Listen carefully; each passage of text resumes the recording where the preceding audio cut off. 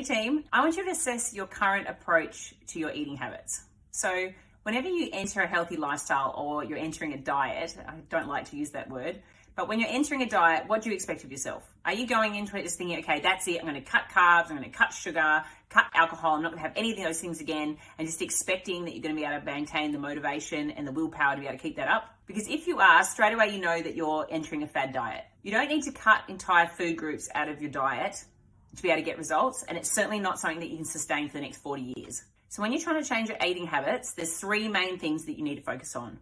First of all, you need to assess what is your relationship with food. How does it make me feel? Do I use it as comfort or as a response to stress? And when are those stressful periods, or when am I needing comfort from the food throughout the week? This will help you assess when you need to put treat recipes or fake away recipes into your meal plan so that you know that you can help stay on track on those sticky days. The other thing you need to consider is, what are your family's eating habits in the home? Are there a lot of temptations around? Are there certain nights that you get stuck for time and then you end up generally eating takeaway? And it's a good idea to factor in those into your meal plan as well, because you might have to do bulk cooking in advance so you got meals when you get home, or you might be having to take meals on the run, or you might be having to factor in fake away meals so that when you get home you do have the burger and chips on hand that you feel like on a Friday night. The third thing with trying to change your eating habits is that you need to assess where your mindset is at with deprivation, because as soon as you feel deprived from a food and you feel like you're missing out, you feel like you can't socialize, you feel like everyone else is having it but you, it takes a huge amount of willpower to be able to stick at that.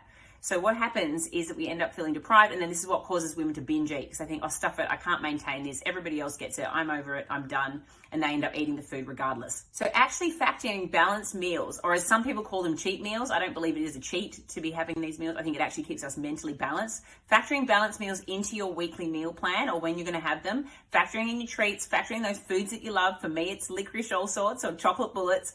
Factoring them into my week allows me to know, okay, I'm okay with having it on the weekend and knowing that I'm not going to have it on Wednesday night. And that I know that's never going to be more than 7 days until I get my favorite food again. Those three small tips can make a massive difference to your relationship with food and your ability to be consistent and stay on track from week to week. It's all about assessing what it is that you need as an individual to help you stay on track with your eating choices.